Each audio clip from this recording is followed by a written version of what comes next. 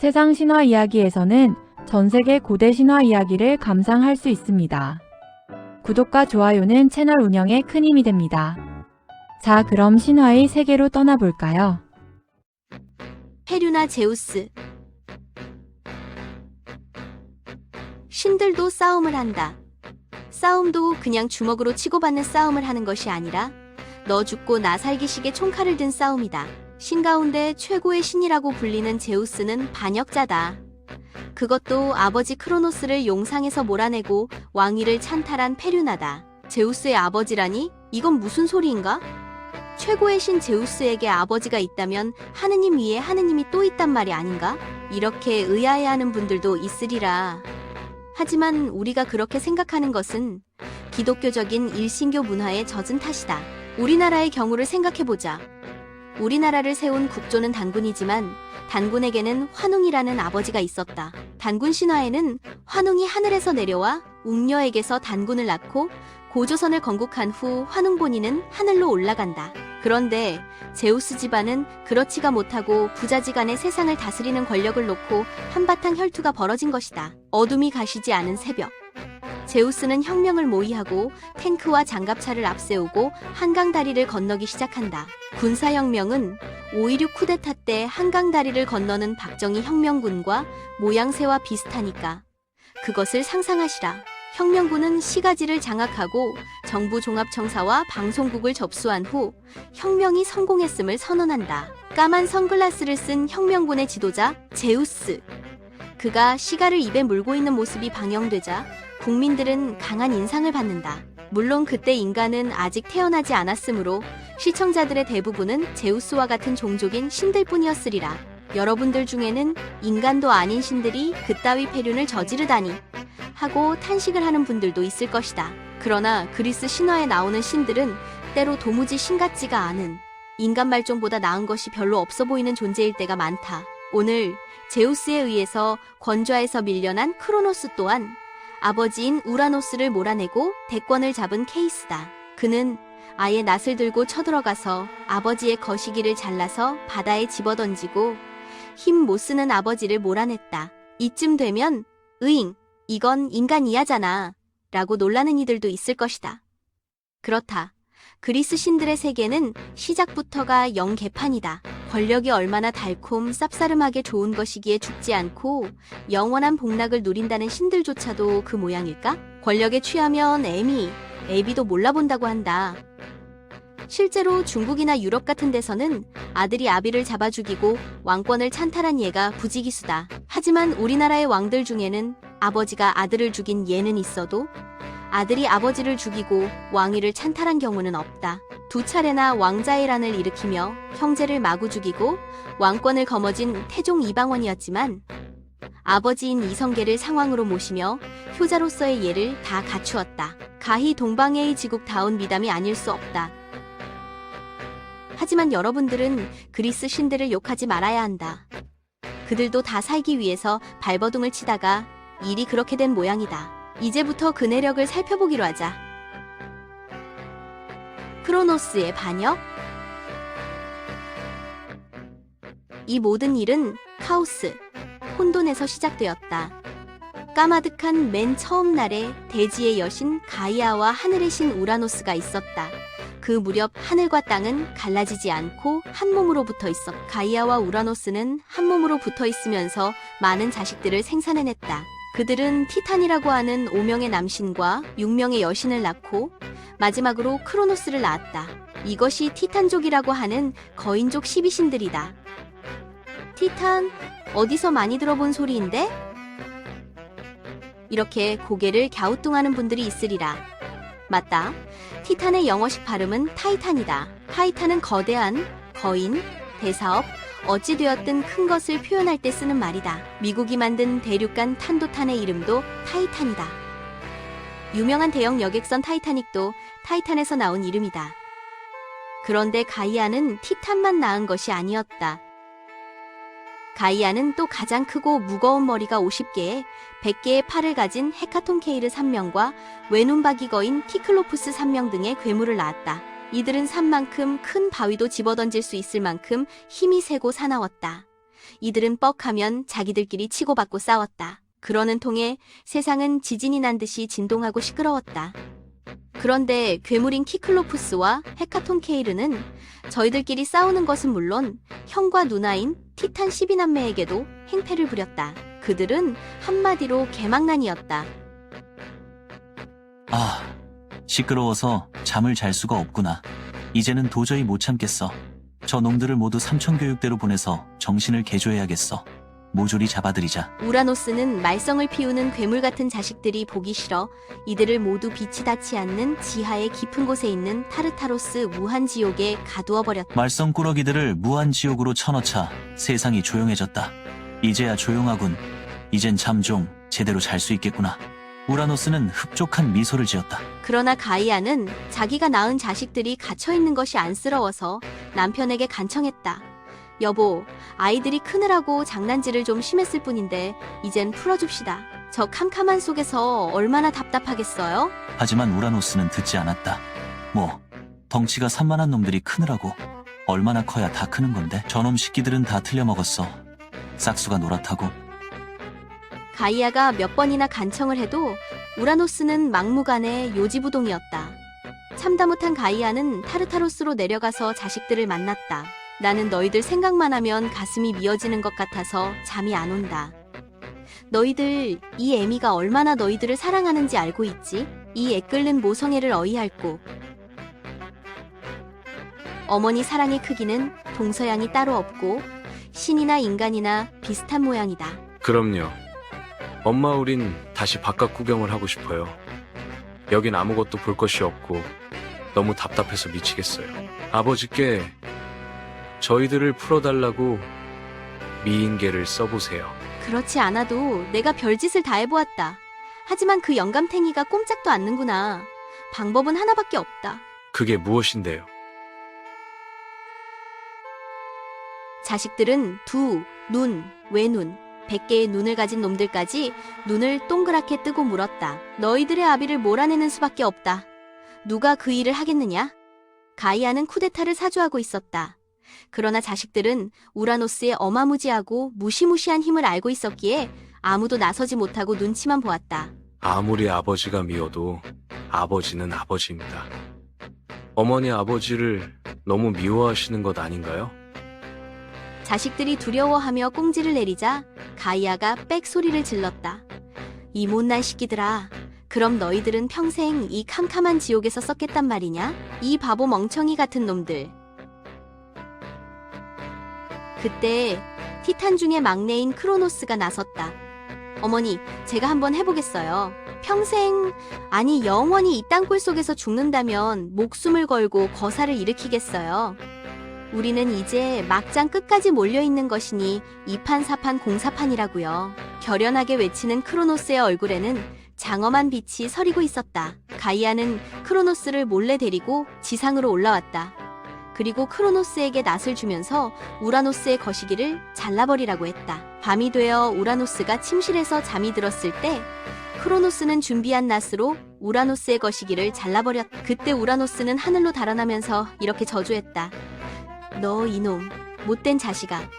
네 놈이 감히 반역을 하다니 너도 네 자식에게 쫓겨나고 말 것이다. 이후로 부부였던 가이아와 우라노스는 영원히 갈라서게 되어 하늘과 땅은 멀리 떨어져 지금의 모습을 갖게 되었다. 제우스의 탄생.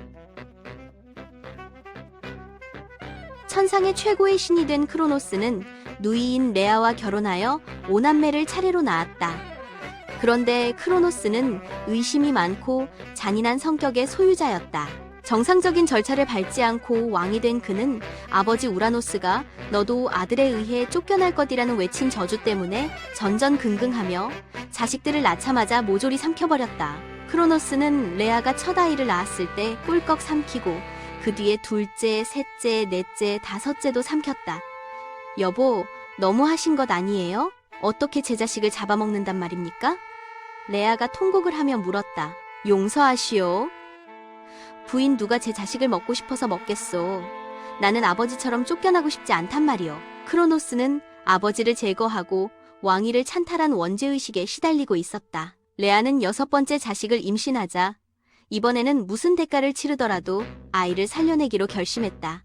그래서 아기가 태어나자마자 크레타 섬의 이대에 산 동굴 속으로 피신시키고 남편에게는 갓난아이 대신 돌덩이를 베네 옷에 둘둘 말아주었다. 탐욕스러운 크로노스는 그것을 삼켜버렸다. 으아, 이건 무슨 맛이 이래. 정말 돌 씹는 기분이로군. 하지만 크로노스는 그것이 돌덩이라는 것을 눈치채지 못했다. 제우스는 크레타 섬에서 염소의 젖을 먹으며 즐겁고 소란스러운 한 무리의 요정들의 도움으로 키워졌다. 제우스야, 나를 찾아봐라. 까르르 까르르. 그들은 숨바꼭질을 하면서 진종일 재밌게 놀았다. 요정들의 외침과 웃음소리가 아이의 소리를 덮어주어 크로노스는 아이가 살아있는 걸 전혀 눈치채지 못했다. 어느덧 청년이 된 제우스는 어머니 레아가 보낸 사자에게서 지난날의 사정 이야기를 들었다. 내 형제들이 아버지의 뱃속에 들어있다는 말이 정말이요? 예, 어머니께서 반드시 형제분들을 구해내야 한다고 당부하셨습니다. 알겠소. 제우스는 아주 삼엄한 표정이 되어서 결의를 다졌다. 이쯤 되면 여러분들은 제우스가 왜 아버지에게 반기를 들고 혁명을 도모해야 했는지 이해가 될 것이다. 뛰어난 정치 감각을 타고난 제우스는 자기가 아버지의 일을 청산해야 한다고 마음먹었다. 제우스는 혼자만의 힘으로 아버지에게 대항하는 것보다는 연합군을 형성해야 한다는 것을 알았다. 또 그는 연합군이 너무 많은 걸 요구할 경우 그들을 없애버릴 수단도 미리 마련했다. 제우스는 티탄족 신들 중에서 중요한 인물 중의 하나인 프로메테우스의 협력도 얻어냈다. 모든 준비가 끝나자 혁명군은 탱크와 장갑차를 앞세우고 한강 다리를 건넜다. 그 무렵 크로노스의 거처에서 레아는 제우스가 보내온 토사약이 섞인 음식을 크로노스에게 먹이고 있었다. 이 음식 맛이 왜 이렇게 쓰지? 크로노스는 자신의 자식들을 토하기 시작했다. 지옥의 신 하데스, 바다의 신 포세이돈, 화로의 여신 헤스티아, 풍요와 곡식의 여신 데메테르, 신들의 여왕 헤라, 이렇게 5명의 신들이 튀어나왔다. 그때 제우스의 혁명군은 크로노스의 궁전으로 난입해 들어가서 수비대를 제압했다. 크로노스가 자신이 토해낸 아이들을 보고 어리둥절해 있는 사이에 제우스는 자신의 주무기인 벼락을 쳐서 크로노스를 대지의 가장 깊은 곳에 있는 타르타로스에 가두는 데 성공했다. 이제 혁명에 성공한 제우스는 신들의 세계를 정복하고 신들의 왕이 되었다. 크로노스가 삼켰던 자식들은 실제로는 제우스의 형과 누나들이지만 크로노스가 토할 때 제우스는 장성한 청년이었고 형과 누나들은 갓난아기와 다름없었기 때문에 제우스는 신들의 왕위 자리를 차지하게 되었다. 제우스야, 네가 막내이기는 하지만 우리보다 몇 배나 덩치가 크고 영리하고 아는 것도 많구나. 너는 우리를 끝까지 보호해 주어야 한다. 다시 아버지 뱃속으로 들어가고 싶지 않아. 크로노스가 독재자였다면 제우스는 그렇지 않았다. 영리한 제우스는 형제들의 힘을 빌려서 세상을 나누어 지배하는 정책을 펼쳤다. 이제 여러분은 제우스가 혁명을 일으켜야 했던 당위성에 대해서 잘 알게 되었을 것이다. 제우스가 반역을 시도한 데는 나름대로 뚜렷한 이유가 있었다. 아버지를 제거하지 않으면 자신이 죽을 수밖에 없는 운명이었다. 형제들과 어울려 살기 위해서 아버지를 제거할 수밖에 없었다. 제우스는 번갯불로 모든 싸움에서 이기고 세계를 지배하게 되었다. 그래서 제우스의 반역은 성공한 혁명으로 기록된다. 올림포스 산에 새로운 신국을 세우자 혁명에 성공한 제우스는 형제들에게 외쳤다. 제우스는 어린 형들과 누이를 데리고 제일 높은 산 올림포스의 자리를 잡았고 아버지의 뱃속에서 나와 세상의 빛을 다시 보게 된 형과 누나들은 무조건 제우스를 믿고 따랐다. 제우스는 형제들과 세계를 나눠 갖기로 결정했다. 그는 우주를 세 부분으로 나누었다. 제우스 자신은 하늘과 땅, 포세이돈에게는 바다, 하데스는 지하 세계를 지배하게 했다. 제우스는 올림포스 산에 신의 궁전을 지었고 포세이돈과 하데스는 각기 바다 밑과 지하 세계에 궁전을 지었다. 이른바 세상을 지배하는 권력 분립이 이루어진 것이다. 하지만 모든 권력을 제우스가 쥐고 있는 것이나 다름없었다. 절대 권력을 장악한 제우스는 성명을 발표했다.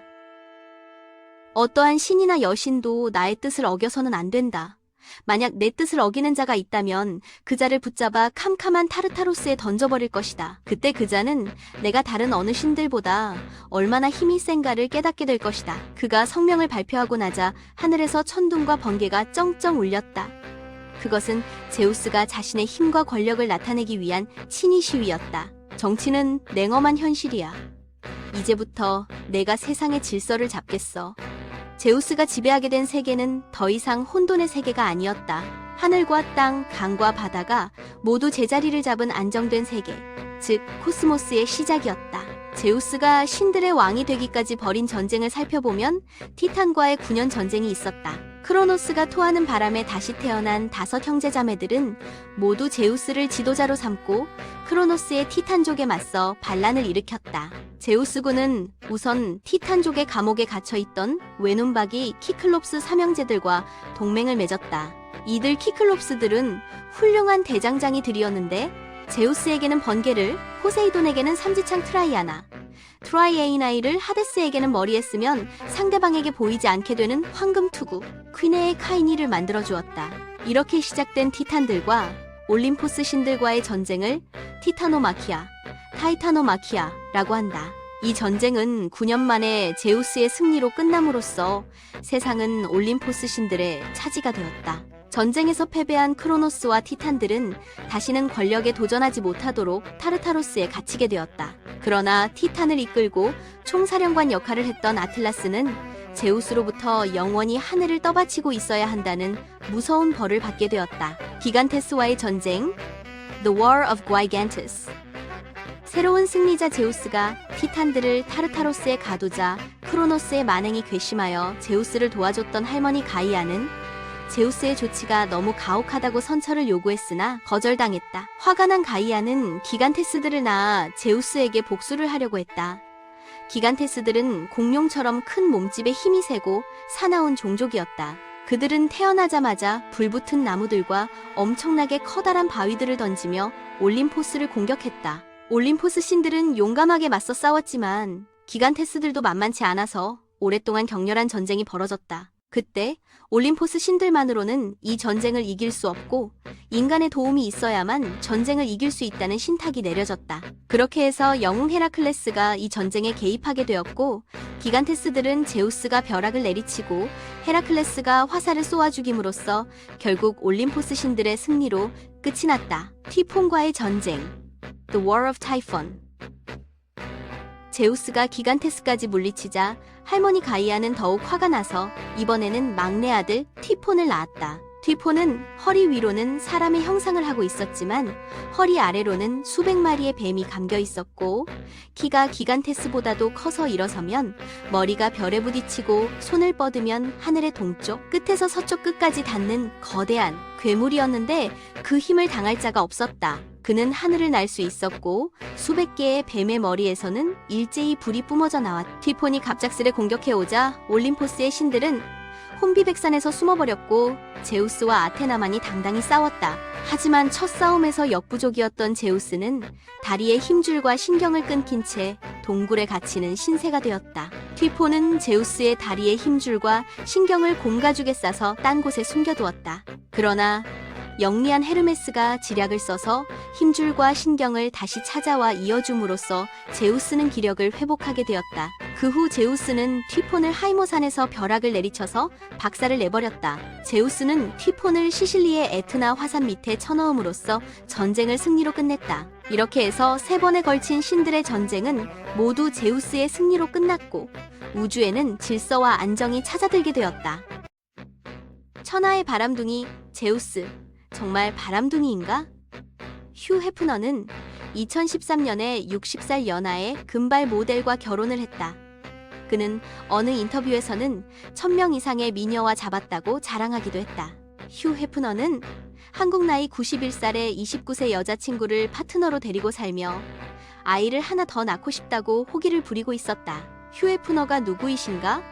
세계적인 남성지 플레이보이의 창업자다. 그는 생전에 페리스 힐튼 등 미녀 수백 명과 함께 80번째 생일을 자신의 맨션에서 시끌벅적하게 치르기도 했는데 지금까지 1000명이 넘는 애인을 사귀었다고 토로해서 세상을 깜짝 놀라게 했다. 사람들은 이러한 휴 해프너를 보면 플레이보이의 대명사인 카사노바나 돈 주왕을 떠올릴 것이다. 하지만 그에 못지않은 플레이보이가 있으니 그가 바로 천상의 신 제우스다. 제우스는 천하의 바람둥이로 유명하다. 그는 여신과 요정은 물론이고 인간의 여자들과도 거침없이 사랑을 나누어서 부인인 헤라 여신을 질투의 화신으로 만들었다. 제우스는 자신이 사랑하고픈 상대를 만나면 수단 방법을 가리지 않고 접근한다. 대개의 경우 그는 동물로 변신을 해서 상대에게 접근한다. 예를 들면 헤라와 사귈 때는 뻐꾸기로 변신을 했고 레다를 사귈 때는 백조로, 에우로페를 사귈 때는 황소로 변신했다. 제우스는 수많은 여인과 사랑을 나누면서 수없이 많은 자녀를 두었다. 제우스는 그리스 신화에 기록된 것만도 수만 년이 넘는 세월 동안 수많은 여인과 사랑을 나누고 있으니 휴 해프너와는 비교가 되지 않을 경력을 가진 셈이다. 영웅 호색이란 말이 있다. 제우스의 애정행각을 보면 고려의 창업주 왕건과 비슷한 면이 많다. 제우스의 바람기는 왕건을 생각하면 이해가 쉬울 것 같다. 왕건은 29명이나 되는 전국 토호들의 딸들을 아내로 맞아들임으로써 여복이 터진 왕으로 세인들의 입방아에 오르내렸지만 그것은 왕국의 안정을 도모하기 위해서라는 평가를 받고 있다. 그래서 왕건에게는 호색한이라는 이미지가 없다. 그렇듯 제우스 또한 왕국의 안정을 위해서 많은 자식을 낳으려고 한 것은 아닐까? 어찌 신중의 신인 제우스가 일신의 탐욕만으로 그 숱한 엽색 행각을 벌였을까? 세상은 넓고 할 일은 많다. 바로 그런 신이었다. 이 넓은 세상을 어떻게 혼자 다스리겠는가? 많은 아이들을 낳아서 다스리려고 했던 것이 제우스의 생각이 아니었을까? 제우스는 플레이보이로서 좀 욕을 먹더라도 넓은 세상을 다스리려면 자신이 믿고 맡길 자식들이 필요하다는 것을 진작부터 깨달은 것이었다. 사실 제우스는 좀 억울하기도 할 것이다. 조선 최고의 성군으로 알려진 세종대왕의 경우를 보자. 그는 학문에 독실하며 정치에만 신경을 쓴 것 같지만 제1부인인 소원왕후 심씨를 비롯해서 제구부인까지 두었으며 여러 명의 왕자와 4명의 공주를 슬하에 두었다. 가히 제우스 못지않은 여성 편력이다. 여기서 우리는 인정해주자. 제우스의 여성 편력은 다분히 정략적인 것이었다고. 특히 올림포스의 신들 가운데 제우스를 아버지로 하고 있는 신들이 많은 것은 그것을 반증하는 예라고 볼 수 있다. 제우스는 새로운 연인에게서 새로운 올림포스의 신을 얻었고 그들을 통해서 신의 제국을 완성해 나갔던 것이다. 어쨌거나 제우스의 연애 행각은 다분히 낭만적이고 재미가 있다. 그의 사랑 이야기 속으로 들어가 보자. 제우스의 여인들. 제우스의 정식 부인인 헤라 외에 많은 여신과 요정, 인간의 여자들을 사귀었고 많은 자식을 낳았다. 제우스의 첫 번째 연인은 정식 부인인 헤라가 아닌 지혜의 여신 메티스였다. 메티스는 제우스가 크레타 섬에 있을 때부터 그를 도왔고 또 제우스가 아버지인 크로노스를 제거할 때 토사약을 레아에게 건네준 혁명동지이기도 하다. 그런데 혁명에 성공하고 할머니인 가이아를 찾아갔을 때 가이아가 제우스에게 이런 예언의 말을 했다. 신들의 왕 제우스여, 나는 할미로서 만신의 지존의 지위에 오른 것을 진심으로 경하드리오.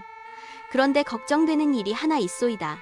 그것이 무엇이온지? 제우스 그대와 신부 메티스가 아들을 낳게 되면 그 아들이 역적모의를 하고 주상의 자리를 찬탈할 것이오. 그 소리를 들은 제우스는 하늘이 노래졌다 반역이라니. 아, 이게 무슨 운명의 장난이란 말인가? 하지만 나는 아버지처럼 되고 싶지는 않아. 제우스는 크로노스처럼 쿠데타로 권력 잡은 독재자가 느끼는 불안감, 원죄의식에 시달리기 시작했다. 제우스는 국리 끝에 메티스에게 이런 놀이를 하자고 제안을 했다.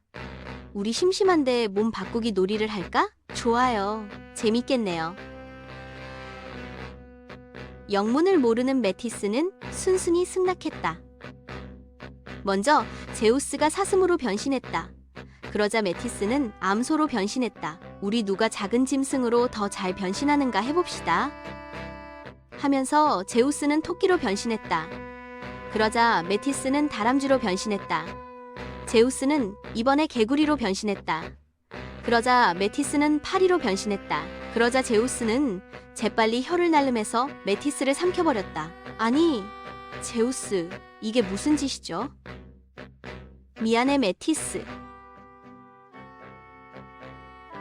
그러면서 제우스는 가이아의 예언을 메티스에게 말했다. 메티스, 어쩔 수 없었어. 나는 내 아버지처럼 자식에게 쫓겨나는 꼴을 당하기는 싫어. 답답하겠지만 내 머릿속에 있으면서 나에게 지혜를 나누어 주구려. 이제부터 우리는 한 몸이야. 영리한 제우스는 아예 자식이 태어나기 전에 메티스를 삼켜버린 것이다. 메티스는 답답해서 미칠 것 같았지만 한때 사랑했던 제우스의 청을 들어주기로 했다. 물론 거절한다고 해도 다른 방법은 없었지만 그 후로 메티스는 제우스에게 지혜를 나누어주며 제우스의 머릿속에서 살아야 했다. 제우스는 메티스를 삼킴으로써 운명의 공포로부터 벗어날 수 있었고 동시에 메티스의 현명한 지혜를 자기 것으로 만들게 되었다. 그때 메티스는 이미 아이를 임신한 상태였다. 마침내 메티스가 아기를 낳을 때가 되자 제우스는 심한 두통을 느꼈다.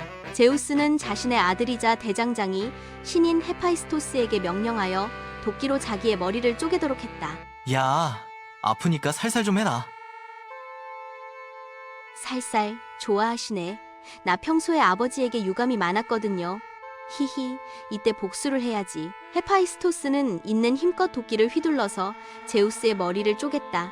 그러자 기적 같은 일이 일어났다. 제우스의 두개골 속으로부터 휘황한 빗줄기가 새어나오더니 황금투구로 무장한 여신이 큰 소리를 내지르면서 제우스의 머리에서 뛰쳐나왔다. 물론 불사신인 제우스의 머리는 금방 아물어버렸고, 이야, 나도 세상에 나왔다. 정말 못 나올 줄 알았는데. 그 여신이 제우스에게 가장 사랑받는 아테나였다. 아테나에 대해서는 다음에 다룰 것이다. 헤라는 제우스의 아내이며 누이인 헤라는 최고의 여신이다. 헤라는 질투심 많은 아내로 등장해서 제우스가 사랑하는 여주인공들에게 앙칼지게 복수를 하는 것으로 묘사되고 있지만 유럽의 많은 화가들이 그린 그림이나 조각에 보면 성숙한 여성으로 순결하고 품위를 느끼게 하는 미인으로 고귀한 기품이 서려 있다. 원래 헤라는 바람둥이인 제우스를 싫어했다. 제우스는 메티스를 날름. 삼킨 후에도 법과 정의를 상징하는 여신이 테미스와 사귀었고 또 기억의 여신 무네모시네와 사귀어서 음악과 시를 담당하는 뮤즈의 여신 9자매를 낳았던 것이다. 헤라에게 연정을 품은 제우스가 사랑을 고백했지만 그가 바람둥이인 것을 잘 아는 헤라는 프로포즈를 냉정하게 거절했다. 아무리 제우스라고 해도 난 바람둥이는 싫어. 다른 데 가서 알아보시죠. 헤라는 얼음이 얼 정도로 제우스를 냉대했고 제우스는 입맛을 쩝쩝 다시면서 물러났다. 그러던 어느 날 제우스는 머리를 썼다. 그는 아르고스 뒷산에 가서 뻐꾸기로 변신해서 산책하는 헤라를 기다리다가 소나기에 흠뻑 젖었다. 어머, 불쌍하기도 해라. 비에 흠뻑 젖어서 떨고 있구나. 바들바들 떨고 있는 조그만 뻐꾸기를 불쌍하게 여긴 헤라는 뻐꾸기를 품에 안았다. 이야, 드디어 성공이다. 제우스는 짜잔 하고 소리치면서 본래의 모습으로 돌아와 헤라를 안았다. 이히히, 속았지롱. 안 돼. 나는 다른 여신들과는 달라. 헤라가 발버둥을 치자 제우스가 이렇게 말했다. 헤라, 당신을 내 정식 아내로 맞이하고 싶어. 내 아내가 되어주오. 헤라는 제우스에게서 정식 결혼을 하겠다는 약속을 받고서야 결혼을 승낙했다. 제우스, 대지의 여신이자 할머니이신 가이아 여신 앞에서 맹세를 하면 당신의 뜻을 따르겠어요. 그렇게 해서 두 신은 가이아를 찾아갔다.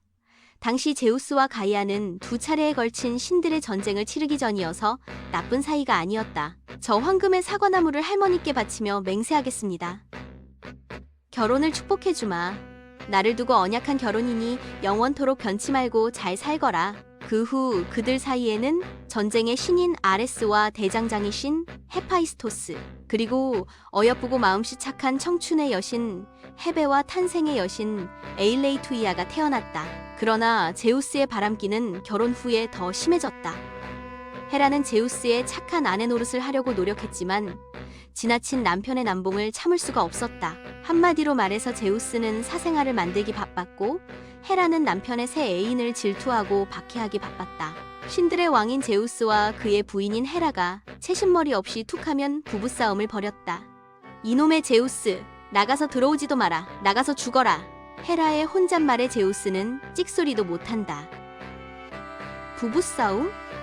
그건 칼로 물베기라던데. 그런데 그들의 부부싸움은 때로 너무도 시끄럽고 대단했다.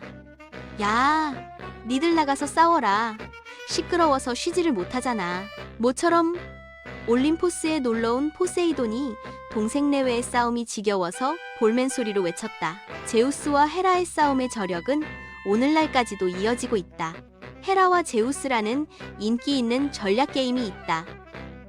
그 게임에선 제우스와 헤라는 여자 문제가 아닌, 그것도 올림픽 유치에 관하여 논의를 하다가 크게 다투기 시작한다. 제우스와 헤라는 둘이서 싸우다 못해서 응원군으로 다른 신들을 불러 모으기 시작한다. 본격적인 헤라의 맞짱이다. 다들 모여 오늘부터 누가 죽든지 살든지 헤어지든지 결판을 내자. 제우스는 씩씩거렸지만 헤라의 편을 드는 의리파도 만만치 않다. 제우스가 아무리 신중의 왕이라지만 도덕적이지 못한 것은 단죄받아야 한다. 빅토리! 빅토리! 우리 편 이겨라 빅토리! 양진영은 각자 지지 세력을 결집시키기 시작하고 각각 서로 상대방이 꼼짝 못하도록 인지를 잡아들인다. 헤라는 이오를, 제우스는 아르고스를. 이 게임에서 플레이어는 서로 상대방의 동맹 체제를 와해시키고 인지를 구출해오면 승리하게 된다. 헤라가 이기기 위해서는 제우스에게서 아르고스를 찾아 구출하면 승리하게 되고, 제우스가 이기기 위해서는 헤라에게서 이오를 찾아 구출해야 된다. 이오는 강이신 이나코스의 딸로서 제우스와 연문을 뿌린 탓에 헤라의 집요한 복수를 받아서 땅과 바다를 헤매며 쫓겨다니는 유명한 사연을 가지고 있다. 이오와 아르고스에 대해서는 다음에 알아보자. 이 게임에서 인지를 구출하고 다시 올림포스의 평화를 가져올 주인공은 누구일까? 에우로페 포이니키아 왕 아게노르의 외동딸. 에우로페는 시녀들과 강가에서 꽃을 따며 놀고 있었다. 제우스의 눈에 꽃을 따는 에우로페의 모습이 견딜 수 없을 정도로 매혹적이었다. 인간의 딸이 저토록 아름답다니 견딜 수가 없구나. 제우스는 에우로페가 소를 사랑한다는 것을 알고 있었다. 제우스는 곧바로 잘생긴 숫소로 변신해서 그녀들에게 다가갔다. 어머나, 저기 소가 있어. 어머, 어쩌면 저렇게 늠름하게 잘생겼을까? 에우로페가 탄성을 질렀다. 그녀는 눈부시게 흰 수소의 보석처럼 빛나는 뿔을 바라보며 무척 좋아했다. 더구나 수소의 표정에는 위협적인 구석이 없었다. 처음엔 조금 겁을 먹었던 에우로페가 손짓하자 소는 에우로페 앞에서 무릎을 꿇는 것이었다. 어머, 나더러 타라는 것인가 봐. 안 돼요. 공주님 위험해요. 그러나 흰 수소의 아름다움에 마음이 끌린 에우로페는 두려움을 참으며 장난삼아 수소의 등에 올라타고 있었다. 그 순간 흰 수소는 흥분을 감추지 못하고 바다를 향해서 달리기 시작했다. 안 돼요! 공주님! 돌아와요! 시녀들이 발을 동동 구르고 외쳤지만 수소는 눈 깜짝할 사이에 바다를 헤엄치고 있었다. 어때? 내 수영 솜씨가? 최신식 회속정보다 빠르지? 기분이 상쾌하지 않아? 제우스는 혼자서 신이 나서 뒤를 돌아보며 외쳐물었다. 하지만 에우로페는 파도에 젖어서 오들오들 몸을 떨며 수소의 긴 뿔에 매달렸다. 제우스는 에게해를 건너 그녀를 크레타 섬으로 납치해버렸다. 여기에서 비로소 자신의 모습을 드러낸 제우스는 에우로페에게 사랑을 고백하고 마음껏 사랑을 나누었다. 이들 사이에서 크레타의 왕 미노스와 그의 형제 라다만티스와 사르페돈이 태어났다. 에우로페의 아들 미노스가 으스대면서 자신의 양력을 밝히니까 들어보시라. 그리스 역사를 알려면 조금 중요한 이야기다. 귀를 쫑긋하고 들어보시길. 나 미노스는 크레타 왕. 나는 그리스 문명의 효시인에게 문명, 즉 찬란한 크레타 문명을 일으킨 위대한 왕이다. 후세 사람들은 흔히 내 이름을 따서 미노아 문명이라고도 부르지. 위대한 제우스 신도 우리 크레타에서 태어났으므로 그리스의 모든 것은 크레타에서 시작되었다고 보는 것이 옳을 거야. 먼 후대의 사람들도 에게 문명을 찬양할 것이다. 이 미노스 왕의 형제들은 각기 다른 도시를 세워서 왕이 되었다. 에우로페는 테베를 건설한 영웅 카드모스의 누이이기도 한데 유럽이란 말은 바로 이 에우로페에서 유래된 것이라고 한다. 카드모스에 대해서는 테베의 왕 카드모스 편에서 알아보게 될 것이다. 그 밖의 여인들, 제우스의 남봉은 계속되었다. 제우스는 계속 새로운 연인들에게서 새로운 올림포스의 신들을 얻었다. 티탄족 여신 레토와 어울려 쌍둥이 남매 아폴론과 아르테미스, 아틀라스의 딸 마이아로부터 전령의 신 헤르메스, 카드모스의 딸 세멜레에게서는 포도주의 신 디오니소스, 데메테르와의 사이에 페르세포네, 달의 여신 셀레네에게서는 아테네의 왕이 된 아들 판디아스, 테살리아에 있는 강의 요정 아이기나와의 사이에서 신들에 대한 공경심으로 이름난 아이아코스를 낳았다. 또 제우스는 아르고스의 공주 다나에가 청동옥탑에 갇혀 있을 때 황금빛 방울로 변신해서 청동옥탑으로 들어가 영웅 페르세우스를 낳았다. 제우스는 유부녀도 마다하지 않았는데 스파르타의 왕 튠다레우스의 아내 레다와의 사이에 헬레네와 디오스코오리를, 또 다른 유부녀 알크메네와는 그리스의 최대 영웅 헤라클레스를 낳는다. 그러나 천하제일의 신인 제우스도 요정 아스테리아와의 사랑에서는 실패의 쓴맛을 보기도 했다. 헤라에 대한 깊은 존경심을 가지고 있었던 아스테리아는 제우스의 끈질긴 추격을 벗어나서 메추라기로 변신해서 달아났다. 하지만 그녀는 달아나다가 기운이 떨어져 바다에 떨어져 죽는다. 바다에 떨어진 아스테리아의 시신은 델로스 섬이 되었다고 한다. 훗날 이 섬은 헤라 여신의 질투 때문에 쫓겨다니던 여신 레토가 아폴론과 아르테미스를 낳게 되는 구원의 땅이 되기도 했다. 때로 질투의 화신이기도 했던 헤라 여신은 제우스가 바람 피우는 것을 막기 위해서 카나토스 샘을 찾아가 목욕을 하고 번번이 수천여의 몸으로 거듭나서 남편을 즐겁게 했다.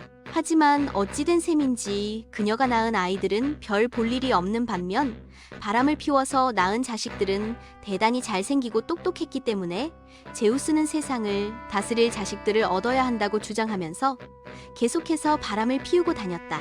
요정 마이아에게서 낳은 헤르메스와 인간의 여자인 세멜레에게서 낳은 디오니소스는 올림포스 12신이 되어 높이 숭배를 받을 정도였다. 정말 그래서 제우스는 후손을 만들어내기 위해서 온갖 꾀를 내어 플레이보이 노릇을 하고 다닌 것이 아닐까? 제우스는 최대한 아기자기하고 알콩달콩스럽고 상큼달콤한 연애를 즐기지만 최종적인 목표는 제국의 안녕과 질서 유지에 있다는 것을 명심해 주길 바라오. 그의 중요한 여성 편력에 대해서는 11편 자식들의 이야기와 질투의 화신이 된 헤라에서 좀 더 자세하게 살펴보자. 인간의 탄생. 올림포스 신들의 세상이 번성하였을 때 땅에는 인간이 살고 있지 않았다. 제우스가 혁명에 성공하고 세상을 굽어보니 세상에는 다스릴 만한 것이 하나도 없었다. 하늘과 땅이 갈라져서 카오스라고 부르는 상태는 벗어나 있었지만 이렇다 할 생명이 존재하지 않았던 것이다. 제우스는 카오스 속에 여러 사물들의 씨앗이 잠자고 있다는 것을 알고 있었다. 제우스는 세상의 질서를 부여하기로 결심했다. 제우스의 명령에 신들은 산을 일으켜 세우고 골짜기를 파고 강과 바다의 경계를 정하고 숲과 샘물, 기름진 들판과 돌투성이 황야를 배치했다. 모든 것들이 자리를 잡아가고 세상이 정리되자 오랫동안 혼돈 속에 갇혀있던 별들이 하늘에서 찬연히 빛나기 시작했다. 바다는 아름다운 물고기들의 거처가 되었고 새는 하늘을 날기 시작했으며 대지는 짐승들로 넘쳐나기 시작했다. 우와, 내가 만들었지만 아무리 봐도 멋지다. 제우스가 어깨를 으쓱거렸다. 옆에 있던 다른 신들도 제우스를 칭송했다. 이렇게 세상이 질서를 찾아가자 제우스는 신들의 형상을 한 인간을 창조하기로 결심했다. 인간을 창조하기로 마음먹은 제우스는 프로메테우스를 불러들였다.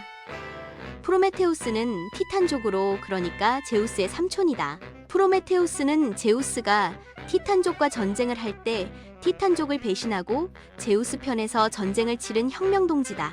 프로메테우스의 이름은 먼저 생각하는 자란 뜻이다.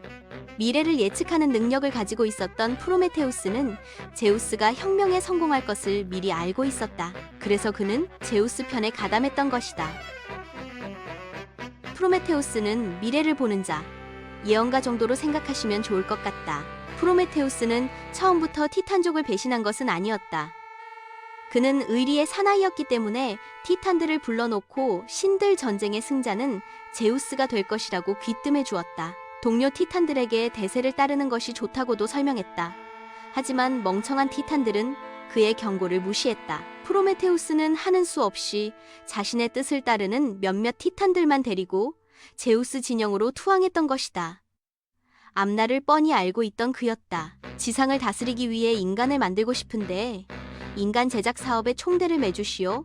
천상의 신 제우스는 삼촌에게도 명령조로 이야기했다. 프로메테우스는 티탄족이기는 하지만 아주 지혜롭고 손재주가 비상했다. 제우스는 그의 솜씨를 높이 사고 있었던 탓에 그를 아군으로 삼았고 가장 신이 많은 측근으로 여겨서 이번에는 신들의 형상을 한 인간을 만들 것을 지시한 것이다. 제우스의 명을 받들어 실행하겠나이다.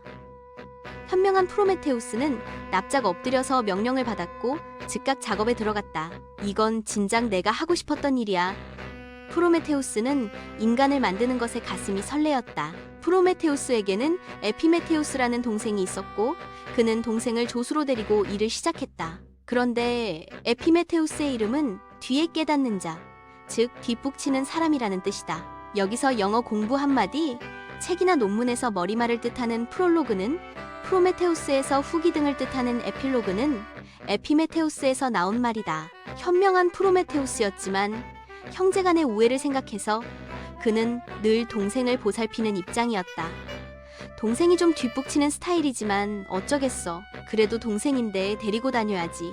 프로메테우스는 신이면서도 매우 인간적인 면을 많이 가지고 있었다. 어쨌거나 지상으로 내려온 프로메테우스는 우선 질 좋은 흙을 구해서 물을 붓고 진흙을 열심히 빚어서 최대한 신과 비슷하게 사람을 만들어냈. 그는 인간에게 신들의 형상을 본따 직립보행할 능력을 부여했다. 그렇기 때문에 동물은 모두 고개를 숙여 땅을 내려다보는데 인간만이 고개를 들고 하늘을 바라볼 수 있게 되었다. 프로메테우스가 인간의 형상을 만들어서 볕에 말린 뒤 생명을 불어넣으려는 찰나 지나가던 지혜의 여신 아테나가 나비 한 마리를 날려보냈다. 나비가 인간의 콧구멍으로 들어가자 인간에게는 비로소 마음이 깃들었다. 그리스어 푸시케는 나비라는 뜻과 마음, 영혼이라는 뜻을 동시에 가지고 있다. 프로메테우스가 사람을 만드는 동안 에피메테우스는 다른 동물들을 만들었다. 그런데 에피메테우스는 형과 의논도 하지 않고 자기가 만든 동물에게 제우스가 준 선물을 마구 뿌려댔다. 어떤 동물에게는 날개를, 어떤 동물에게는 발톱을, 또 어떤 동물에게는 딱딱한 껍질을 주는 식으로 용기, 힘, 속도, 지혜 같은 것들을 선물로 준 것이다. 맹수들에게는 먹이를 공격할 수 있는 날카로운 이빨과 발톱을, 새들에게는 하늘을 날 수 있는 날개를, 물고기들에게는 물속에서 헤엄칠 수 있는 지느러미를 모든 동물들에게 온갖 능력을 자루 속에서 꺼내 마구 선물했다. 사자에게는 힘과 용기를, 얼룩말과 산토끼에게는 빨리 달릴 수 있는 능력을 주었고 코뿔소와 악어에게는 튼튼한 가죽을, 곰에게는 두툼한 털을, 시라소니에게는 날카로운 시력을, 카멜레온에게는 변신할 수 있는 능력을 주었다. 에피메테우스는 가지고 있던 선물을 모두 나눠주고 나서야 형이 만들고 있는 마지막 종족인 인간에게는 아무것도 줄 게 없다는 사실을 깨달았다. 잔뜩 공을 들여 인간을 만든 프로메테우스가 드디어 인간에게 무엇인가를 주려고 했을 때 에피메테우스의 수중에는 아무것도 남아있지 않았다. 형, 어쩌지? 나는 형이 인간을 만들고 있다는 것을 깜빡했어. 에피메테우스가 뒷북치는 사람답게 머리를 극적거리며 변명했다. 프로메테우스는 무척 난감했다. 신을 닮은 존재인 인간에게 아무것도 줄 것이 없다니 큰일이구나. 내가 그토록 심혈을 기울여서 만들었건만 지느러미나 날개도 없이, 날카로운 발톱도 없이, 또한 가죽이나 털도 없이 어찌 이 불쌍한 종족이 자연과 다른 동물들의 공격에 맞서 생존해갈 수 있겠는가? 프로메테우스는 동생에게 일을 맡긴 것을 후회했지만 소용없는 일이었다. 프로메테우스는 고민 끝에 지혜의 여신 아테나를 찾아가서 고민을 털어놓았다. 아테나는 그렇지 않아도 프로메테우스가 만드는 인간들이 어떤 모습으로 나타날지 은근히 관심을 가지고 있었다. 그녀는 앞으로 인간들에게 자신이 가진 지혜를 나누어 줄 날이 다가오고 있다는 것을 어렴풋이 예감하고 있었다. 프로메테우스는 아테나의 도움을 받아 태양의 이륜차에서 불을 붙였다. 그리고 미리 준비해간 회양나무 횃대에 옮겨 붙여 인간에게 주었다. 이 선물 덕택에 인간은 다른 동물보다 훨씬 뛰어난 존재가 되었다. 이제 인간은 비바람과 추위에 시달리는 삶을 면하게 된 것이었다. 인간들은 환호했다. 인간은 불을 사용해서 무기를 만들어 다른 동물을 정복할 수 있었고 연장을 만들어서 땅을 경작하기 시작했다. 또 추운 겨울에도 따뜻하게 지낼 수 있는 의식주 문제를 해결했다. 나아가서는 인간은 여러 가지 기술을 터득하고 화폐를 만들어서 상거래를 시작하게 되었다. 프로메테우스는 인간에게 날씨 예측법, 농사, 가축 기르는 법, 집 짓는 법, 글 쓰는 법, 셈하는 법, 배를 만들고 항해하는 법까지 가르쳐 주었다. 프로메테우스는 자기가 만든 영특한 인간 종족에게 많은 애정을 느꼈다. 너희들은 나의 작품이자 내 새끼나 다름없어. 프로메테우스는 꿈에서도 인간들을 걱정하였다.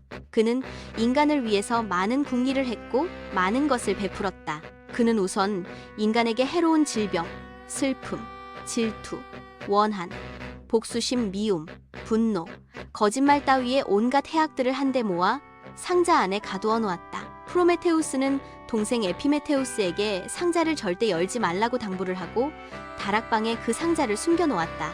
그런데 문제는 프로메테우스가 하늘에서 불씨를 훔쳐간 사실을 나중에 알게 된 제우스가 노발대발 화를 내고 있다는 것이었다. 제우스가 분노하고 있을 때 인간들이 소를 한 마리 잡아 제우스에게 바치는 제사가 열렸다. 이 제사도 프로메테우스가 신들의 은총을 얻어내는 방법을 인간들에게 가르쳐 주었기에 시작된 제사였다. 잔뜩 심사가 뒤틀렸던 제우스는 그래도 인간들이 자신을 대접하느라고 제사를 올리며 초청해 준 것에 조금 기분이 누그러져서 제사에 참석했다. 그런데 프로메테우스는 맛있는 고기와 기름을 제우스에게 바치고 나면 인간 몫으로 남는 것은 먹을 것도 없는 뼈와 가죽만 남게 될 것을 생각해서 꾀를 냈다.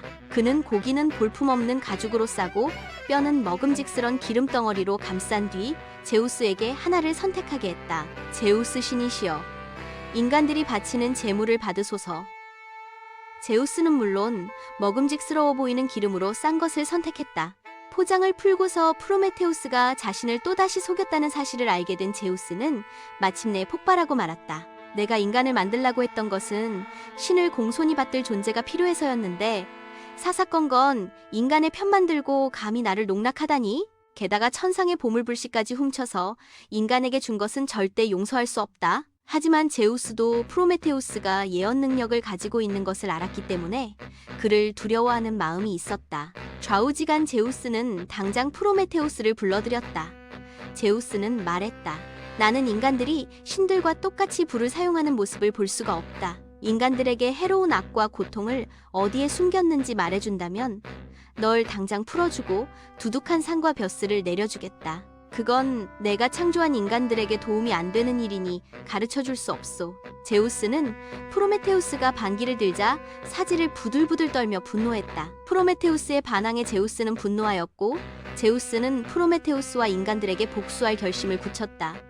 분노에 휩싸인 제우스는 이를 부두득 갈았다. 제우스는 혁명동지이자 티탄과의 전쟁, 그리고 기간테스를 제압하는 데 혁혁한 공을 세운 개국 1등 공신 프로메테우스를 처벌하기로 결정했다. 어차피 토사구팽이다. 한나라 고조 유방도, 한신, 팽월, 영포, 장호던 모든 공신제후들을 주살했다. 그래서 한나라가 400년 이상 영속하며 중국 문명을 꽃피울 수 있었다. 조선의 태종 이방원도 1등 공신인 자기 처남들도 다 때려 죽였다. 그래서 세종이 태평성대를 이룩한 것이다. 비서실장 헤르메스도 거들고 나섰다. 그래, 과거는 과거의 일이다. 왕권 안정을 위해서는 어쩔 수 없다. 인간에게 불을 갖다 바치는 자를 용서하면 또 어떤 불상사가 일어날지 모른다. 제우스는 이참에 제대로 시범 케이스를 보여야 한다고 결심했다. 제우스는 당장 권력의 신이자 검찰수장인 크라토스와 폭력의 신이자 조폭계의 대부인 비아를 불러들였다. 너희들은 당장 프로메테우스를 잡아들여라. 프로메테우스에게는 불을 훔쳐간 절도죄를 묻고 인간들에게는 작물 취득죄를 물을 것이다. 크라토스는 체포영장을 가지고 가라. 만약 녀석이 반항을 한다면 비아가 허벌나게 패도 좋다. 제우스는 프로메테우스를 잡아들이기 위해서 검찰과 조폭을 동시에 동원한 것이었다. 제우스는 그들에게 헤파이스토스가 만든 청동 쇠사슬을 건네주었다. 검찰과 조폭은 힘을 합해서 거인 프로메테우스를 잡아다 코카서스 산의 꼭대기 바위에 꼼짝달싹하지 못하게 묶어버렸다. 며칠 후 제우스는 조금 안쓰러운 생각이 들어서 직접 프로메테우스를 찾아가 말했다. 너는 불사신이므로 형벌은 영원히 지속될 것이다. 인류에게 퍼뜨려야 하는 악과 고통을 어디에 숨겼는지 말하라. 그러면 당장 널 사면해 줄 수 있다. 절대로 말할 수 없소. 프로메테우스는 제우스의 회유를 단호히 거부했다. 인간이 뭐라고? 혁명동지의 예정으로 마지막으로 기회를 준다. 인간에게 해로운 악과 고통을 어디에 숨겼나? 말할 수 없소. 프로메테우스의 대답에 제우스의 분노는 극에 달했다. 화가 난 제우스는 독수리를 시켜 하루에 2번씩 프로메테우스의 간을 파먹도록 했다.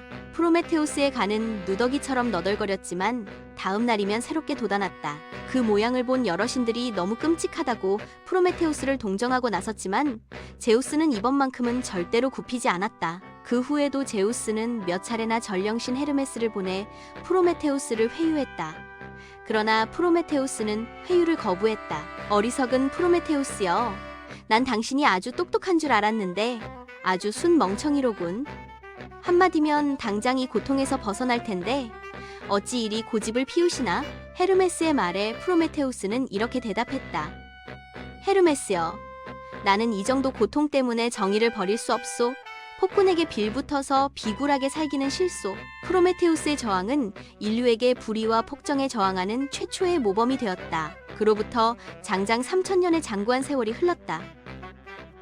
11편 질투의 화신이 된 헤라에서 살펴보게 될 제우스의 새로운 연인 이오가 서로 변한 채 헤라에게 쫓겨 달아나다가 잠시 코카서스 산에 머문 적이 있었다. 그때 프로메테우스는 이오에게 이렇게 말했다. 당신의 후손이 나를 풀어줄 것이요. 그리고 머지않아 제우스는 권좌에서 쫓겨나고 말 것이요.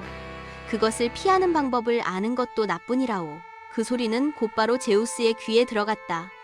제우스는 겁이 잔뜩 나서 몸을 도사리며 외쳤다.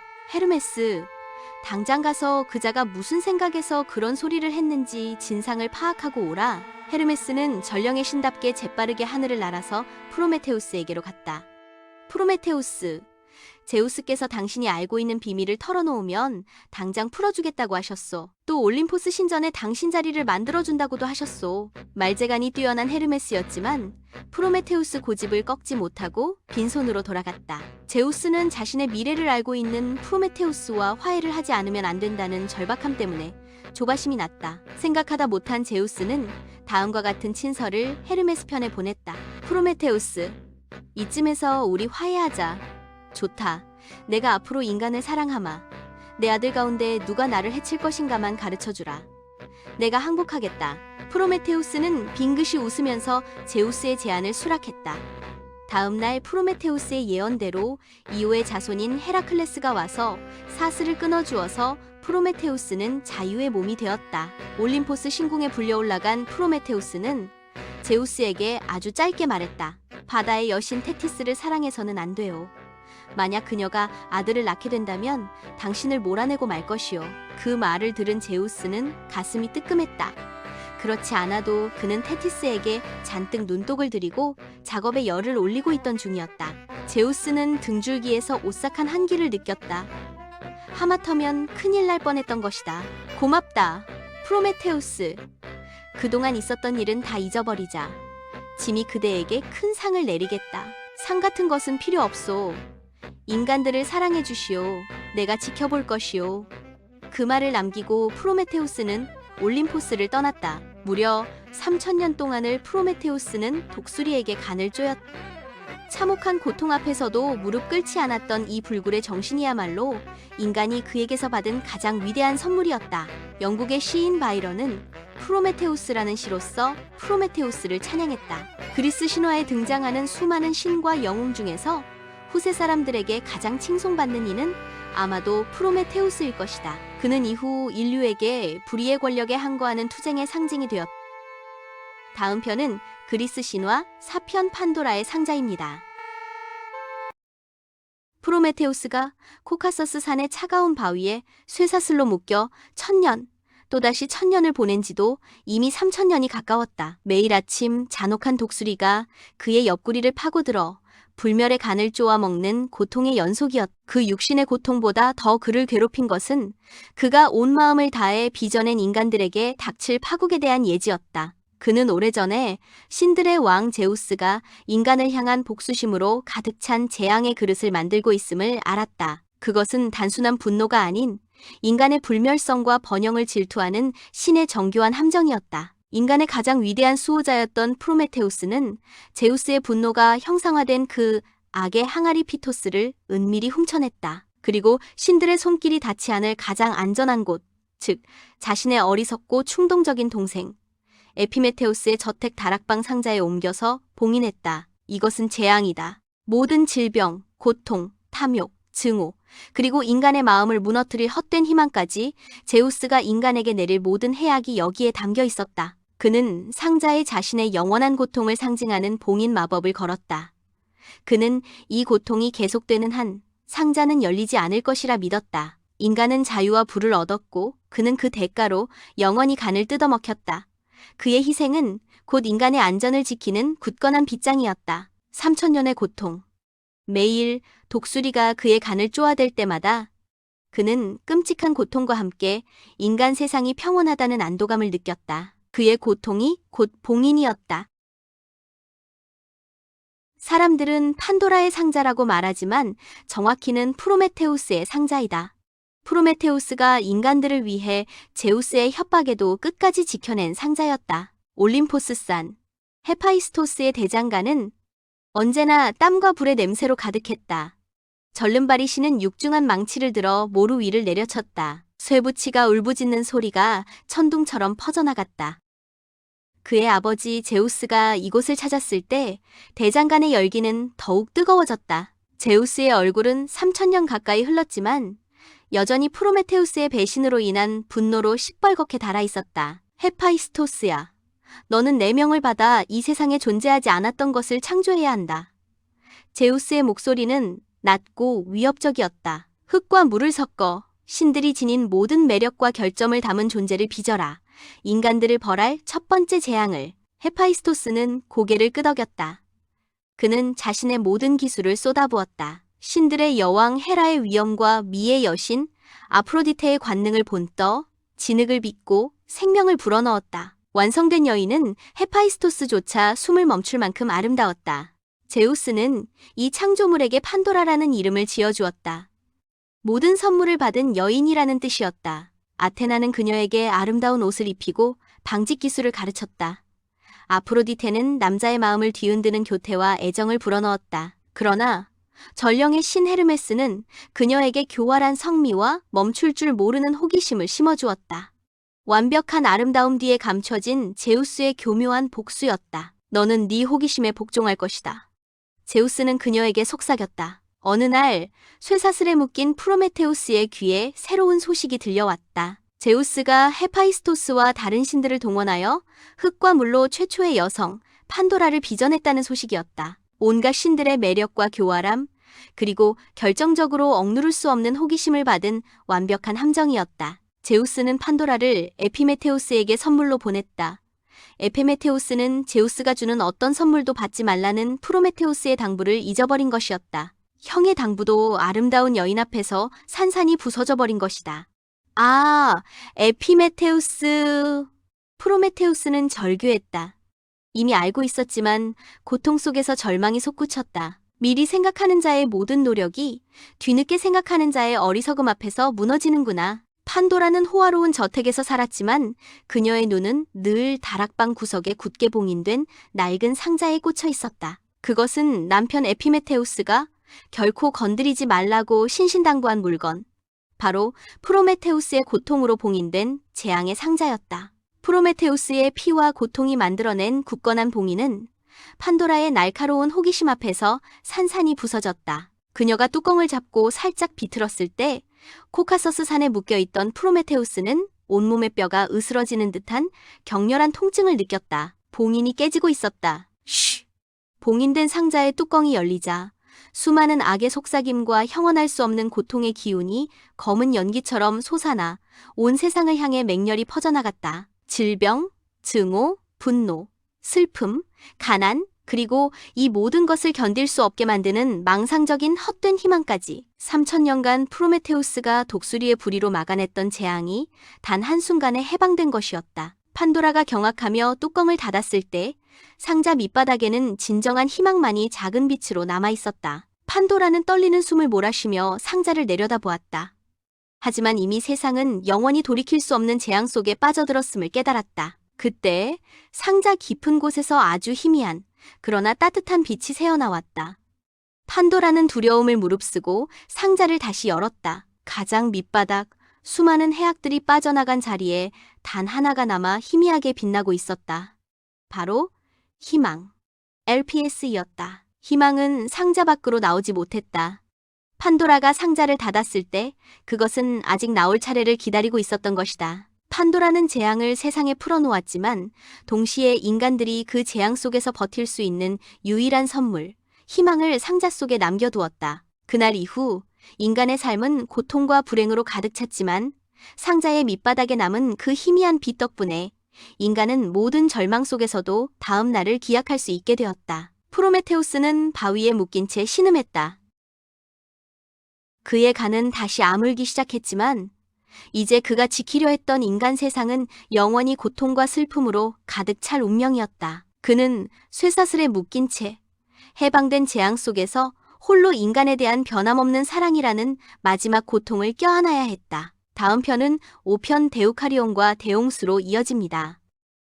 데우칼리온과 대홍수, 오존층에 커다란 구멍이 뚫리고 북극과 남극의 빙산들이 녹고 있는데 사람들이 어떻게 이토록 무심할 수가 있는 겁니까? 미국의 전직 부통령이었던 엘 고어는 온 세계를 돌아다니며 이러한 질문을 하면서 무시무시한 경고를 하고 있다. 근래 들어서 많은 과학자들이 지구온난화를 걱정하고 있으며 많은 나라가 바다에 잠길 것이란 불길한 예고를 하고 있다. 정말로 인류는 신의 노여움을 사서 바다 밑으로 가라앉을 것인가? 그레이엄 행콕은 신의 지문이란 책에서 이렇게 분노한 신의 목소리를 들려주고 있다. 그들은 다투고 싸우고 불화가 계속되었고 악행을 저질렀고 적대심을 가졌고 살인을 행하고 문제를 일으키고 탄압을 자행했다. 그래서 나의 창조물을 전멸시키기로 결심했다.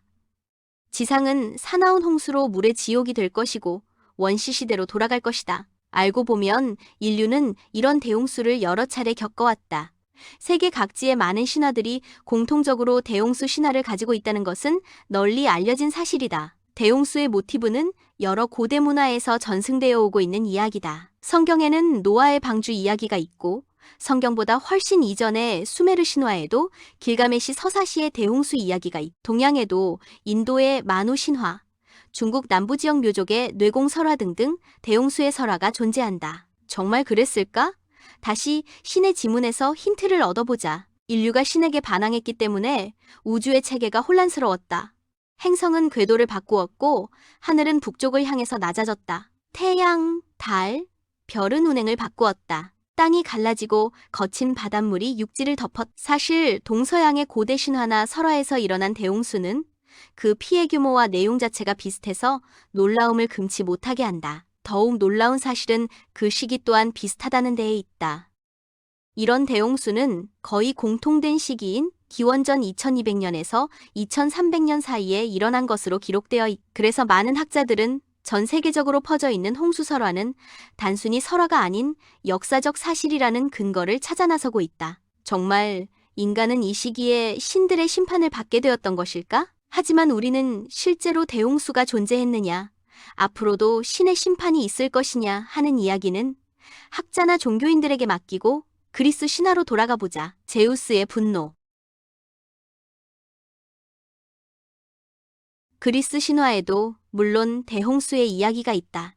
성경에 노아의 방주가 있다면 그리스 신화에는 데우칼리온의 방주가 있다. 그리스 신화는 이번에도 이브와 판도라의 이야기처럼 성경과 비슷한 스토리 전개를 보여준다. 두 방주 이야기는 신의 노여움에서 비롯되었다는 공통점을 가지고 있다. 성경의 신처럼 제우스도 여러 시대를 거치면서 인간들이 타락하는 것을 지켜보다가 점점 참을 수 없게 되었다. 저놈들이 보자 하니까 신들을 우습게 알고 있구나. 판도라의 상자가 열리고 수많은 악이 빠져나가 세상을 뒤덮자 인간은 전보다 훨씬 사악해졌다. 인간들은 더 이상 신을 존경하지 않았다. 그 사악한 기운이 올림포스 산정까지 뻗치자 제우스는 화가 머리끝까지 나서 인간 몰살 프로젝트를 계획한다. 마침내 제우스는 외쳤다. 저놈들이 하늘 무서운 줄 모르고 설쳐대는 꼴을 더 이상 볼 수가 없구나. 저런 버르장머리 없는 인간들은 싹 다 쓸어버려야겠다. 이 말은 성경의 신이나 그리스 신화의 제우스가 똑같이 한 말이다. 하지만 제우스는 신중한 통치자였다. 그는 인간을 벌하기 전에 마지막으로 인간 세계의 실상을 살펴보기로 했다. 그는 인간의 모습을 하고 땅으로 내려왔다. 제우스는 정체를 감추고 은밀히 돌아다니면서 정확한 정보를 모으기로 했다. 나는 인간들에게 어진 통치자란 소리를 듣고 싶다. 성경의 여호와는 아브라함에게 의인 10명이 있다면 소돔과 고모라를 멸망시키지 않겠다고 약속을 하지 않았는가? 나도 10명의 의인을 찾으리라. 성경 창세기에 따르면 의인 10명이 없어서 하늘에서 내린 불과 유황으로 소돔과 고모라는 멸망하고 말았다. 그렇듯 그리스 세계도 벼락과 물의 세례를 받을 운명에 놓여 있었다. 제우스는 허름한 농부의 복장을 하고 세상을 돌아다녔다. 사람들은 지나치게 타락하고 교만해져서 초라한 행색의 제우스를 천대했다. 제우스는 가는 곳마다 모욕을 받았고 심지어는 돌에 맞아서 쫓겨나기도 했다. 제우스는 끓어오르는 분노를 꾹 참고 아르카디아 왕 리카온의 궁전을 찾았다. 리카온은 세상에 악이 퍼지기 전에는 가장 충실한 제우스의 숭배자였다. 그러나 리카온은 제우스의 방문을 받고도 심드렁했다. 저자가 인간은 아닌 것 같은데 영 시원찮아 보여. 어째 꼬질꼬질한 것이 영락없는 시골 무지랭이 같구먼. 이젠 신들도 기운이 떨어진 모양이야. 이렇게 생각한 리카온은 방문객이 정말 신인지 아닌지 신통력을 테스트해보기로 작정했다. 그는 자신의 딸 칼리스토가 제우스와 사랑을 해서 남기고 간 아들인 아르카스의 사지를 발라먹기 좋게 요리해서 제우스에게 대접했. 정말 인간이란 존재는 대책이 없는 자들로 변했구나. 어떻게 내 아들을 요리해서 내놓을 생각을 한단 말인가. 제우스의 분노는 드디어 폭발했다. 그는 그 자리에서 식탁을 뒤엎고 소리쳤다. 리카온 이놈. 나는 니놈이 이토록 방자한 사고를 칠 줄 알았다. 니놈은 개만도 못한 인간이다. 제우스는 리카온과 그의 아들들에게 차례로 벼락을 내리쳤다. 그러자 리카온과 그의 아들들은 늑대로 변했다. 저놈들을 개 패듯이 두들겨 패서 내쫓아라. 늑대들은 숲속으로 달아났고 아르카스는 다시 살아났다. 헤라의 질투로 큰 곰자리가 된 칼리스토의 모습을 생각하며 제우스는 이렇게 말했다. 아르카스야, 이제 세상은 멸망할 것이다. 너는 하늘의 큰 곰자리의 별이 된 네 엄마의 곁으로 가거라. 제우스는 아르카스를 하늘로 집어올려 큰 곰자리로 올라간 칼리스토 곁에 작은 곰자리 별로 만들어 주었다. 물바다 프로젝트를 가동하라. 인간 세상이 돌아가는 꼴을 몸소 겪어보고 올림포스 신궁으로 돌아온 제우스는 흥분해서 당장 모든 신들을 불러 모았다. 인간을 벌주기 위한 징계위원회와 같은 것이었다. 제우스는 신들의 회의석상에서 일장 연설을 시작했다. 나는 도저히 더 두고 볼 수 없는 지상의 타락상을 보고 왔소이다. 이제 인간은 자기들끼리 싸우고 죽이는 것을 넘어서서 우리 신들을 능멸하고 있어요. 나는 싸가지 없는 인간들을 몰살시키고 전혀 다른 새로운 종족으로 지상을 다스릴 것이요. 어떤 방법으로 인간들을 씨도 남기지 않고 싹 쓸어버리는 것이 좋겠소? 말이 회의이지 이미 결론은 내려져 있었다. 다만 방법이 문제였다. 제우스는 좌중을 둘러보며 인간들을 몰살시킬 방법을 묻고 있었다. 불과 벼락으로 세상을 태워버리십시오. 대장장이신 헤파이스토스가 말했다. 그것은 아니 됩니다. 세상을 불지르다 보면 그 불길이 이 올림포스까지 번져오지 말라는 법이 없습니다. 설령 불길이 번져오지 않더라도 그 연기와 분진, 각종 냄새가 날아와서 신성한 신궁을 더럽힐 것입니다. 헤르메스가 반대하고 나섰다. 하긴 그렇군. 세상에다 불을 질러놓으면 천개 또한 무사하지 못할지도 모르지. 제우스는 곰곰이 생각한 후 물의 바다 프로젝트 가동을 선포했다. 그는 우선 찬바람을 몰고 다니는 북풍의 신 보레아스를 동굴 속에 가두고 비를 몰아오는 남풍의 신 노토스를 시켜서 하늘을 온통 먹구름으로 덮어버리게 했다. 사방, 팔방에서 모여든 구름이 저마다 부딪히는 바람에 하늘은 순식간에 굉음의 아수라장으로 변했고 억수 같은 비를 퍼붓기 시작했다. 제우스는 전령을 보내어 강물의 신들을 모두 불러 모았다. 강물의 신들이 모이자 그가 호령했다. 있는 힘을 다 짜내서 장애물은 다 무너뜨리고 물이 제 마음대로 흘러가게 하라. 제우스는 계획대로 하늘의 수문을 모두 열어서 비를 퍼붓고 포세이돈에게는 삼지창을 휘둘러 지진과 해일을 일으키게 해서 지상을 초토화시켰다. 쓰나미로 바닷가와 섬에 살던 사람들이 가장 먼저 흔적도 없이 사라져버렸다. 데우칼리온과 피라. 그런데 우리의 선지자 프로메테우스는 코카서스 산에 묶여 있으면서도 제우스가 물바다 프로젝트를 가동할 것이란 것을 미리 알고 있었다. 프로메테우스에게는 데우칼리온이라는 아들이 하나 있었다. 그는 에피메테우스와 판도라가 낳은 딸인 사촌 동생 피라를 아내로 맞이해서 행복하게 살고 있었다. 데우칼리온은 세상이 알아주는 효자였다. 그는 시간이 날 때마다 코카서스 산정에 올라가서 아버지의 고통을 줄여주려고 무지내를 썼다. 하지만 그가 할 수 있는 일은 아무것도 없었다. 아버지, 제가 대신 매달리겠습니다. 그는 눈물을 흘리며 외쳤지만 그가 할 수 있는 일은 아버지 간을 쪼아 먹는 독수리를 몽둥이를 휘둘러 쫓아내는 일뿐이었다. 프로메테우스는 그런 아들이 너무 기특하기만 했다. 아들아, 나는 언젠가 풀려날 것이다. 그러니 내 걱정은 너무 하지 말거라. 지금 네가 할 일은 따로 있다. 그것이 무엇인가요? 우선 커다란 배를 만들고 되도록 오래 버틸 수 있게 많은 식량과 생활 필수품을 준비하거라. 프로메테우스는 아들에게 제우스가 타락한 인간을 벌하기 위해 머지않아 물바다 프로젝트를 가동시킬 것이라는 것을 알려주고 방주를 만들 것을 지시했다. 데우칼리온은 아버지의 말대로 산에서 나무를 베어다 배를 만드는 작업에 착수했다. 데우칼리온이 방주를 만드는 것을 보고 주변 사람들은 정신이 나갔다고 한마디씩 했다. 하지만 데우칼리온은 상관하지 않고 묵묵히 작업에 열중했다. 데우칼리온이 방주를 완성하자 과연 대홍수가 시작되었다. 9일 낮 9일 밤 동안 하늘은 수문을 있는 대로 다 열어놓고 물을 토해냈다. 그것은 마치 나이아가라 폭포 수십만 개가 동시에 떨어져 내리는 것과 같았다. 온 천지가 순식간에 물바다로 변하고 지상의 모든 것이 흔적도 없이 사라졌다. 하지만 데우칼리온과 피라를 태운 배는 가라앉지 않고 물 위로 솟아있는 파르나소스 산 정상에 닿았다. 이렇게 해서 데우칼리온과 피라는 대홍수에서 살아남은 유일한 인간이 되었다. 데우칼리온 부부가 살아남을 수 있었던 것은 아버지 프로메테우스 덕분이었다. 하지만 제우스도 착한 마음씨를 가진 그들을 죽이려고 마음먹지는 않았다. 저들은 무엇보다도 타락한 세상에 물들지 않아서 좋아. 변함없이 우리 신들을 경건하게 섬기는 마음씨를 가졌으니 이제 비를 그치고 저 두 사람은 살려주는 것이 좋겠다. 제우스는 하늘을 뒤덮은 먹구름을 걷어내고 육지에 범람했던 강물과 바닷물을 다시 강과 바다로 돌아가게 했다. 제우스는 가두어 두었던 북풍의 신을 풀어주어 구름을 걷어냈다. 땅에서는 하늘이, 하늘에서는 땅이 보이게 하라고 명령했다. 그렇게 해서 세상은 다시 맑고 밝은 하늘과 청명한 대기, 따스한 햇살로 가득한 곳이 되었다. 그러나 데우칼리온과 피라는 살아남은 행복을 느끼지 못했다. 가까스로 목숨을 건지기는 했지만 그들은 끔찍한 외로움과 맞닥뜨렸다. 물이 빠진 다음 산에서 내려온 두 사람은 공포에 휩싸였다. 주위 어디를 보나 사람과 짐승들의 시체뿐이었고 모든 것이 물에 쓸려 내려온 모래와 진흙더미뿐이었다. 세상에 정말 아무것도 남은 것이 없다니.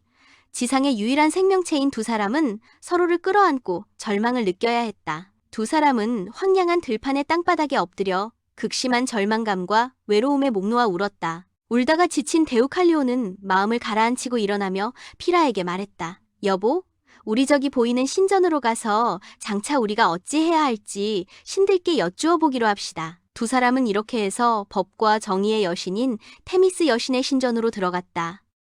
신전은 진흙에 덮여서 잔뜩 더러워져 있었다. 제단에 향불이 켜져 있을 리 없었다. 두 사람은 신전 계단에 엎드려 차가운 돌에 입맞추고는 이렇게 기도를 드렸다. 자비로우신 여신이시여, 저희의 진심 어린 기도가 신들의 마음에 닿는다면, 신들의 분노를 달랠 수 있다면 답해주소서. 자비로우신 테미스 여신이시여, 환난을 당한 저희들을 도와주소서. 그때 그들의 귀에 어떤 소리가 들렸다. 너희가 머리를 베일로 가리고 너희 어머니의 뼈를 등 뒤로 던져라. 참으로 엽기적인 신탁이었다. 두 사람은 뜻밖의 신탁에 몹시 놀랐다. 먼저 피라가 대꾸했다. 어머니의 뼈라니요? 여기에는 어머니도 어머니의 무덤도 아무것도 없습니다. 이곳에는 남편과 저뿐입니다. 그러나 아무런 대답도 들려오지 않았다. 고민하던 데우칼리오는 대지의 여신인 가이아를 생각했다. 맞아. 대지 가이아는 모든 것의 어머니. 그 뼈란 것은 돌을 뜻하는 거야. 여보, 이번 신탁은 돌을 던지라는 뜻이야. 데우칼리오는 선지자의 아들답게 똘똘했다. 두 사람은 대지에 널린 돌을 주워서 등 뒤로 던지기 시작했다. 그러자 기적 같은 일이 일어났다. 데우칼리온이 던진 돌은 남자가 되고 피라가 던진 돌은 여자가 되었다. 정말 그들이 던진 돌멩이들이 모두 어머니 돼지의 뼈였던 것이다. 딱딱한 돌은 뼈가 되고 표면에 붙어있던 진흙은 살이 되었다. 또 돌의 결 미인은 그대로 혈관 미인이 되었다. 이 말은 구라가 아니다. 정말 신빙성이 있다. 영어 사전을 찾아보시라. 무인은 혈관, 암석 두 가지 뜻을 모두 갖고 있다. 어찌되었건 이렇게 해서 새로운 인류가 탄생했고 데우칼리온과 피라는 무척 기뻐하며 그들을 거느리고 마을을 건설하기 시작했다. 그리고 마을을 건설한 후 데우칼리온과 피라 사이에서도 아기가 태어났는데 그리스인들이 자신들의 직계조상이라고 주장하는 장남 헬렌이다. 그리스인들은 이 헬렌만이 그리스인의 직계조상이고 데우칼리온과 피라가 돌을 던져서 태어난 인간들은 정통 그리스인이 아닌 이방인들이 되었다고 선민의식을 주장하고 있다. 그리스인들은 프로메테우스의 혈통이라고 믿고 있으며 그리스 문명 전반을 뜻하는 헬레니즘도 헬렌의 이름에서 유래된 것이다. 헬렌과 그의 후손들에 대해서는 영웅들의 이야기에서 다루어 보기로 하자. 다음 편은 6편 아름다움과 사랑의 여신 아프로디테입니다.